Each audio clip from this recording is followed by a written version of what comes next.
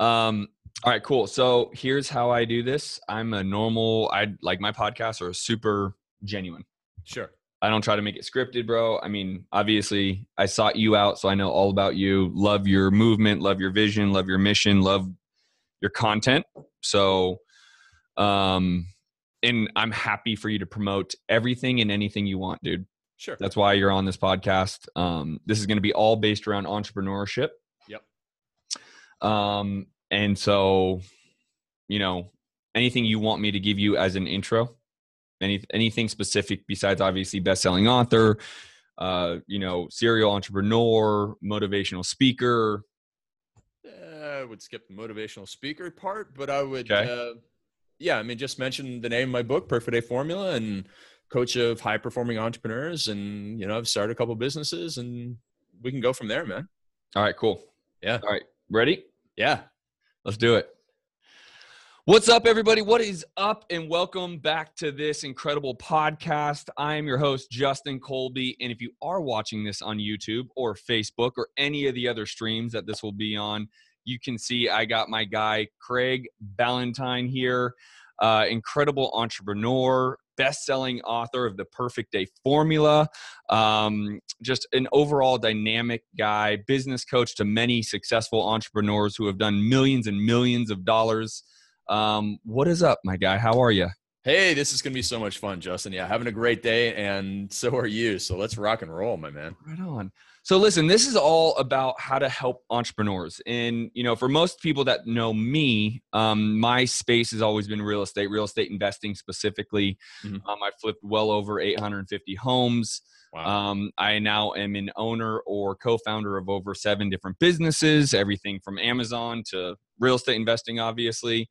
And so I have a passion to be able to give back to people who are looking for something more. I'm sure you get messages all the time on Instagram, Facebook. Hey, can you help me? Can you mentor me? How do I get started? What do I need to do? And I just want to be able to give all of that, and not just my perspective, but having guests on like yourself who, is incredibly successful, best-selling author, again, of The Perfect Day Formula. So why don't we just start by the premise of, I know you work a lot with entrepreneurs at all different levels. And so why don't we start with something that you currently are working with, maybe with some of your clients, maybe at some of your boot camps, seems to be a common theme with entrepreneurs. Yeah, absolutely. It's a great question. And I've been talking about this all day long, and from videos that I've made to just had a coaching call with a client right before this, and it's focus. It's focus. And there's a really great story about how not Steve Jobs, but Bill Gates had Warren Buffett over to his home for dinner. And for some reason, like Bill Gates' mom was there, and Bill Gates' mom said to both of them, what's the secret to your success? And they both replied with one word, and that was focus. Focus, focus, focus. And so, listen, so many of us entrepreneurs, myself included, we get tempted by the idea fairy, and we can become shotgun scattered very quickly. But if you take a look at people who are successful, it's because they are focused. If I look at my clients, the people that, when they come to me, they're scattered, they're overwhelmed. And when they leave, they become focused, and they, double, triple their monthly results pretty quickly because of that focus. And you go from doing 5 things down to 2 or 3 things. That can be a game changer. So that's what it is, Justin. Yeah, no, I would agree. One of my first ever mentors, probably back in 2010, said extreme focus gets you extreme results. Mm-hmm. And what I would make the argument, the same thing you're talking about, when I'm, have clients and personal clients, more often than not, they have what's called, I call it silver or shiny object syndrome, right? Mm-hmm. Squirrel. And the next thing you know, they're going down this path, and you're like, hold on, that has nothing to do with where you wanted to go. It's not even in alignment with what you're trying to do. Why is that? Sounds sexy, right? Or the numbers, the zeros, the commas, they start chasing the money. They're not actively chasing their dream and what they actually have passion for. Right. And so something I'm always constantly talking about with people is this matter of extreme focus gets you extreme results. Because the reality is, more often than not, there's always going to have something in your periphery that sounds like a good idea, possibly that could earn you a bunch of money. Mm-hmm. Craig, I mean, how many things daily, weekly, monthly are you presented with that could be a awesome, viable business that you could go down? I mean, five a month? Yeah, there's a lot, and a lot of it comes down to, and I've made this mistake, is the fear of missing out, right? Like a buddy comes to you and says, "Hey, this is going to be the next big thing. Do you want to get in on this?" And you're like, "Oh man, I don't want." Yeah, of course, I don't want it to be the next big thing, and then for me to sit back and be like the guy who didn't invest in Uber 10 years ago. I Totally. don't want that story to be told about me. So the next thing you know is that you have your hands in 15 different things, Hmm. and it's much better to become really super focused, and then be really successful at one thing, and then you can start to expand rather than trying to be successful at 10 things. No, you got to cut back. So really great question.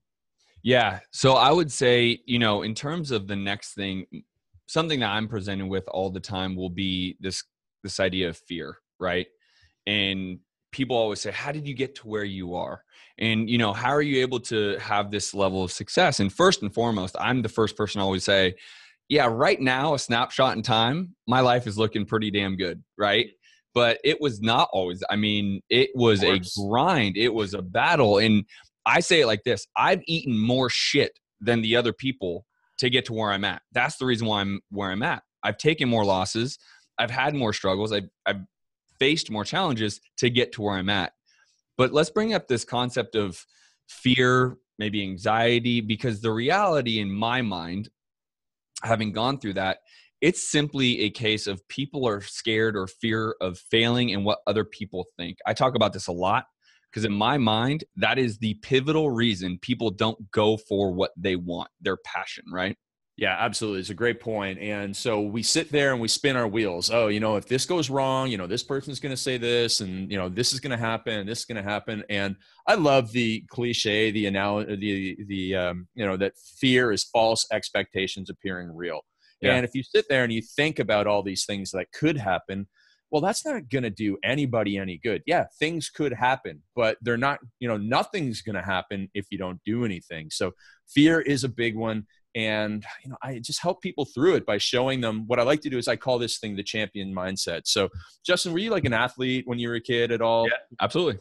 Okay, so you win some championships at something? Yeah, three sports: baseball, basketball, and football. Great. So you were a champion in your life, and everyone's been a champion in their life somewhere, whether it's in anything from public speaking or they married up a level in life, and you go, listen, you've had that success there. What allowed you to be successful? And I could start breaking it down. Well, I went and, I asked a bunch of questions, got expert advice. I decided to be committed. I did all these things. Great. You've done it before. You'll do it again. So I get them to transfer their champion mindset from a past positive experience into where they are now. And that starts helping them overcome that fear hurdle. Yeah. And one of the other things that comes with fear, I always say the cure to fear is action. Oh, Taking yeah. action will cure your fear. Now, I say that like black and white. Like if you take action, you will no longer have. That's not necessarily as black and white as it sounds, but it will. I don't want to say cure the word I'm blanking on, but it'll relieve some of that fear. Because here's the reality: even if you fail, now you know what the failing is and whether it hurts. And the reality is, no one ever gives a shit because people only think about themselves. Right? That's the reality. No one cares if Justin Colby fails because they're like, oh man, that sucks. Anyways, back to my life, right? Like they don't care. Yeah, exactly. And I have a line like yours that at first people are like, no, that doesn't make sense, but it does. And it's action beats anxiety, motion beats meditation, and work beats worry. And people are like, oh, meditation is a good thing. I don't mean literally meditation. I mean just sitting around and doing nothing. Correct. The better thing to do is to do something because it moves you in that direction and you get over that fear. So I'm totally in agreement with you. And I'm even in more agreement that at the end of the day, most people are so self-consumed that, yeah, okay, maybe they'll get a little bit of joy out of your pain, as some people do, but then they got to go right back to living their life, and they go on and you got to go on too. So don't let other people's, the worry about other people stop you and hold you back. Yeah. Yeah. No, I agree. Now, I want to take some time. I probably should have started this way, but for those that for some reason don't know who you are, why don't you give a little bit of background of who you are and why you have a platform that you do? And you're someone that for most entrepreneurs that have any success, I think, know who you are, right? And so where have you come from? What have you done? Why are you in this position in life? Yeah, I'll give this story taught in a way that you could say, hey, wow, there's no reason why this guy should be successful. And so, I grew up on a small farm in a small town in Canada. I've had social anxiety. My father was a 3-decade alcoholic. So, here are all my excuses, right? And so I became a binge drinker. I went to college. I got a master's degree in exercise physiology because I wanted to work in the National Hockey League of all things as a strength and conditioning coach. And so then I stumbled into writing for Men's Health magazine. And again, I had a lot of introverted tendencies. I didn't like to get out there and schmooze, but I built a massive network and I started selling my workouts on the internet. And writing for Men's Health gave me what I call the critical credibility, that self-confidence to go and start selling stuff, because I wasn't a natural born salesperson, but I learned how to do it over the years. And now I love it. I absolutely love it. And so I spent basically 12 years selling fitness programs to hundreds of thousands of people. I have YouTube videos that have been watched millions of times, all in the fitness space. And then I did something that a lot of people can't wrap their mind around, which was shut down a fitness business that was successful and move into coaching entrepreneurs, because that's what I really, truly love to do. And I'm even better at it than I was in the fitness space. So what I did was I started coaching on the side back in 2007 while still in the fitness space, built that up, helped a lot of people, kind of codified my system so that I was able to, not just kind of do it, on the fly, but now there's an exact system that people go through to overcome that fear, to become more focused and to get results fast. And that's what I do today. And along the way, I wrote that book, The Perfect Day Formula, because I had to overcome my anxiety attacks. I had really bad anxiety in 2006. I went to the emergency room a couple of times. Again, more reasons why I shouldn't be successful. Mm-hmm. Also, my mom thought I should just get a job as an accountant and stop, trying to create these businesses. So, had the negative, supportive but negative influences in my life. Sure. And, just overcame them all. And, overcoming the fear and overcoming the worries, and just put that all behind you and move ahead. So now we have a couple of very popular podcasts, the Early to Rise Radio one, and then the Empire podcast that I do with my business partner Bedros Koulian that a lot of people watch online. So we have that, and I just help a lot of people, and I really love Instagram, so I go all in there teaching entrepreneurs as well. Yeah. No, that's quite frankly, that's how I found you, is your book through Instagram. And it just started I just simply, what most people won't do, I reached out to you and said, hi, how are you, dude? I would love to have you on my podcast. Right. And obviously, because it's just a normal conversation, you replied, and here we are today. And you and I had a conversation prior to this, and there's probably some stuff in the future that we're going to be able to start doing together. And that all comes from having the balls to say, hey, Craig, how are you, bud? You want to do my podcast? No, yes, maybe. And then no fear, right? Not having the fear. Because guess what? The worst, in my mindset, the worst thing you say to me is, no, bro, I'm too busy. Like, right. Lewis Howes is another good example. Him and I have been going back and forth, and he's got this whole show, and he's like, bro, I'd love to, I got the show, and just everyone's pulling at my time. And I'm like, I got it. Right. So I'm going to work a deal with him, probably on a bigger scale and stuff like that. But like last year, he spoke at my big event, and I had to buy 1,000 books. It was right during his book launch, and I've known Lewis since 2008. But I mean, and somebody actually, coincidentally asked me for an introduction to him today, and I'm like, listen, I love you, but I can't make the introduction because he's so busy, and you have, like, frankly, I have nothing to offer him right now. You can't afford to buy his books, and you don't have a big podcast. So I can't, shoot that bullet from my networking gun and make that introduction. So, but you have the mindset of, how can I help Lewis? So it makes it a win-win for that guy, because I even offered, I said, listen, bro, I got it. Like, I'm happy to buy some books. I want to spread your word. I want to talk about your show. I have, 10,000 downloads a month. Like, I want to get you out there even more. Right. Like, I love, but he also kind of has put me aside a little bit. He's like, hey, bro, I got it. I'm more than in. Let's work it Well, he's got Ellen, right? I mean, I can go on Ellen and reach, 3 million people, or I can do a podcast for 10,000, right? Yeah. So, I mean, no one should, and you're taking the right approach. Like, I'm trying to add value to this guy. I'm not getting butt hurt by this because, he's saying no to me. It's just a thing, it's just, that's business, and everybody's going to win here when we can find a way to do a nice deal. Yeah. And I would say, just to kind of keep this entrepreneurial mindset, well, let's talk a little bit more about your book. I think that's really important. Sure. Part of the reason why I really wanted to have you on I love what you have to say. Literally the mission, the vision. Talk a little bit more about your book. Sure. So basically the book is a compendium of the 10 years of— By the way, big word of the day, compendium. I don't compendium. know. I'm not even sure if I used it right, but I Might have like been the first time I've heard it, bro. there you go. I know it is a word. So, it's basically a collection of all the information that I built up over the years to go from anxious, overworked and just, bad habits to putting structure into my life, because I believe structure equals freedom. So the more structure you have in life, the more true freedom you will have.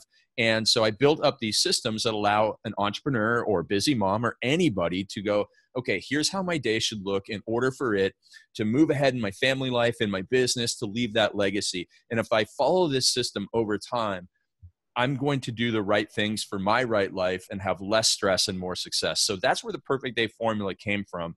And it's not another book about you have to get up at 5 o'clock in the morning. You have to, listen, it's not about the hour that you get up. It's about what you do with the hours that you are up. Now, I personally get up early, but some of my best and most successful entrepreneurial clients are night owls and work from 10 p.m. till 3 a.m. Mm-hmm. So it's all about fitting your life into the Perfect Day formula so you can have more results.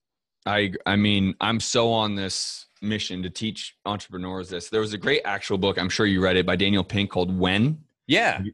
What a great, that was such a, I cuss on my podcast. It was such a mind fuck right. for me talking about the owl versus the lark.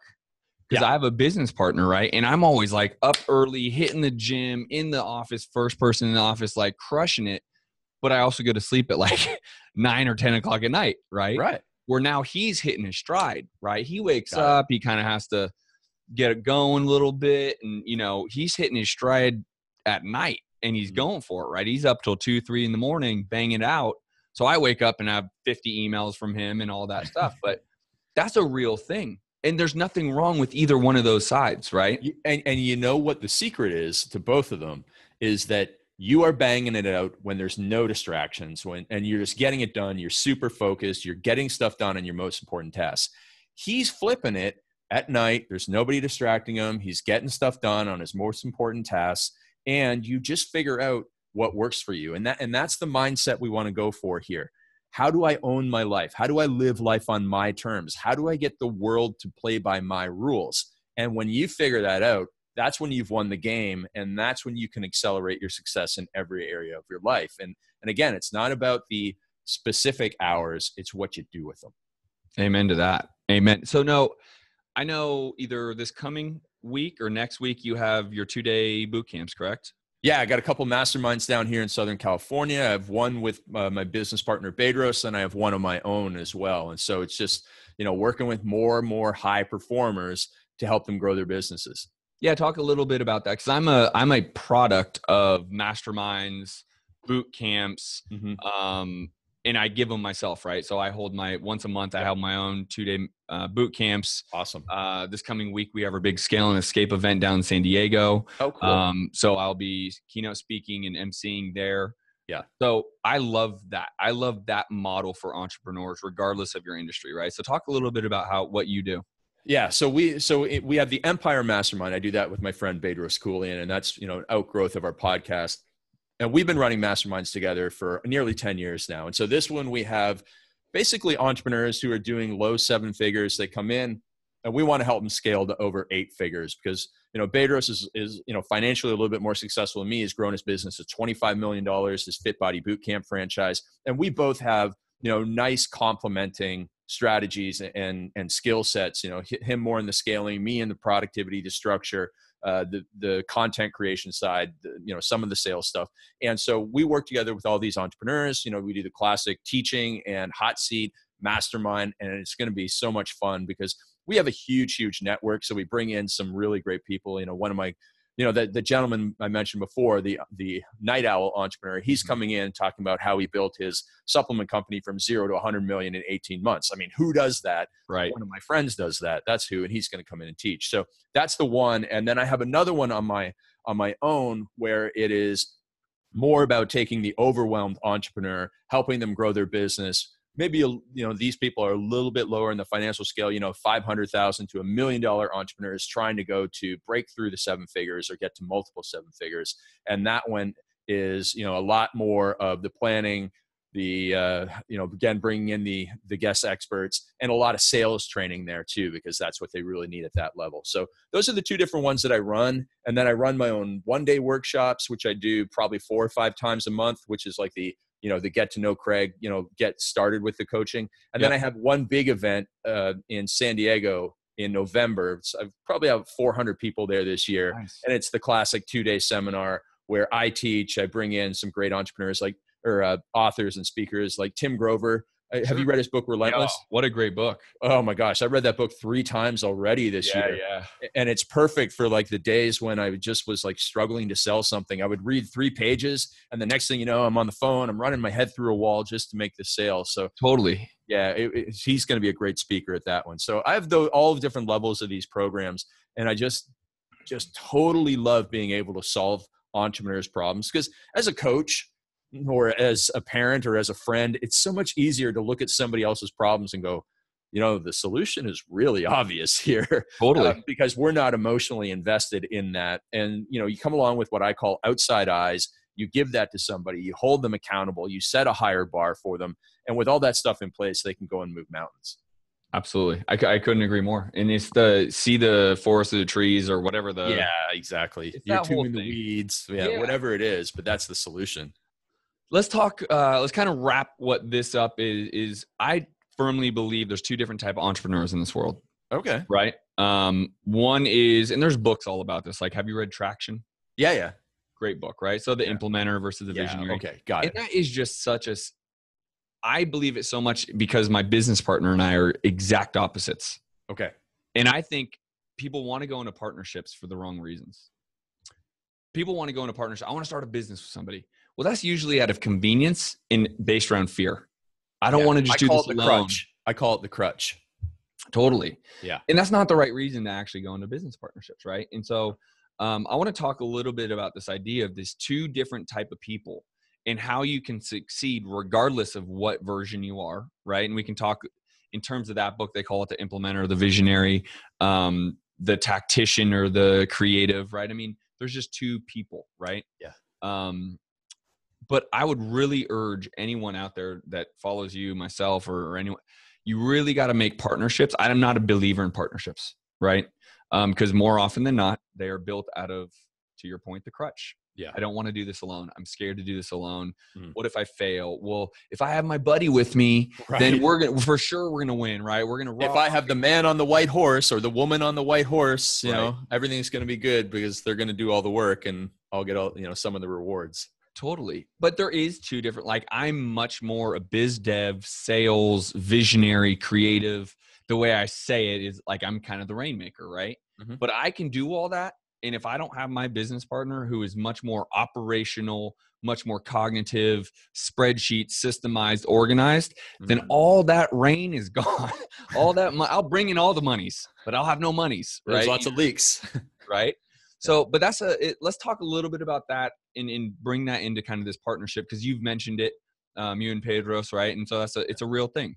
Yeah, I believe that you need to be slow into partnerships, because how many stories have you heard? And I just had a coaching client, a couple hours on the phone, a couple hours ago on the phone, was like, they got ripped off in a partnership. And it's like, you're not going to get married to somebody you met at a seminar 2 hours ago, but so many people go to a seminar and say, I met this person, I'm going to do business with them. Whoa, slow down here. Slow down here. You're not going into business with them. You need to vet them in so many different ways. But the reason why Bedros and I have a good partnership is because our skills complement one another, but we know that we are strong enough to do things on our own. So our partnership is really just a side project. We've got real day jobs, quote unquote. And so we do our own thing and we're like, hey, let's make some money and have fun and have a greater impact. Great. So we'll do this program. I have other business partners in other industries. I own a couple of gyms. I'm the guy who just lets I'm basically the money guy, and I have implementers in the business. And I vet those people. It took me like 2 years to vet somebody. And one of the things I would do is I'd say, you have to send me, even before we're business partners, say, send me a weekly update about what you did in your business and what you're doing. Send that to me by Tuesday at 5:00, no later. And anytime someone was a minute late, I took them off the list. I basically had like 10 people kind of saying, hey, I want to partner with you. And I vetted them that way because my mind operates on, it does not operate well with open loops. So if you're taking a week to get back to me and I'm sitting there spinning my wheels, obviously we're not going to have a good relationship. So, hey, let's go our separate ways, part as friends, because if we don't, we're not going to part as friends in the future. Totally. Yeah. That's how I do it. And that's how I recommend other people do it, is identify, hey, here's how we can complement one another. Let's go slow. Let's vet one another, however you want to do that. And then make it very clear in writing. Here's how things are going to go. Here's how we can exit said partnership. This is a business. We're not just being buddies here. Yeah, get divorced before you get married. That's how I say it, right? Like in the worst case scenario, how does this thing unwind, right? Yeah. And do that when you have puppy love, right? Do that when you're enamored, because that's the best time to do it. When shit really is hitting the fan and you have to get a divorce, then it's knives are out, guns are out. I mean, it's I had another coaching client. I did a lot of calls today already, and I had another client. They had a good business partnership, and all of a sudden one guy wants to pull the rug out from another. They kind of like totally changed. They're no longer friends, and it's not going to be a nasty divorce because they did the divorce in advance, but it's still painful, right? Because, one of them's being rejected, and it's like, where do I go from here? And it was a total surprise, but you have to understand this stuff happens. Not everybody is Warren Buffett and Charlie Munger and are going to be best friends and business partners for 70 years. I will say, though, if you want a really great lesson in business partnership, read about or learn about Penn and Teller. Penn and Teller have been, partners in the magic space, right? You know them, right? Yeah, have you been to a show? Of course. Yeah. In Vegas. Okay. Yeah. So they, in however many years they've been partners, they have been out socially less than a dozen times together. They're not buddies. No, apparently, but they are business partners, and they say they trust one another, but they don't hang out. And it's fascinating to the point where like, that's kind of odd. But not every business partnership works out like that long term. Yep. Most of them end up kind of sour, and you hear those horror stories. So be prepared.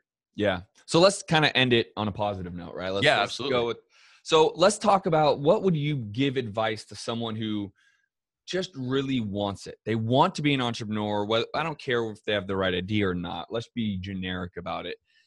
Maybe they're scared. Maybe they just don't know how to quit their job. What is your last piece of advice to really encourage people to say, what would Craig say to that person? I don't care their age, right? Yeah, I would say, hey, listen, let's figure out what you're good at, what your high income skill can be, and how you can go and add value to somebody, and not just wishy-washy soft advice like, I want to be a life coach. Like, I get it. That's something that some people need, but that is such a hard thing to sell.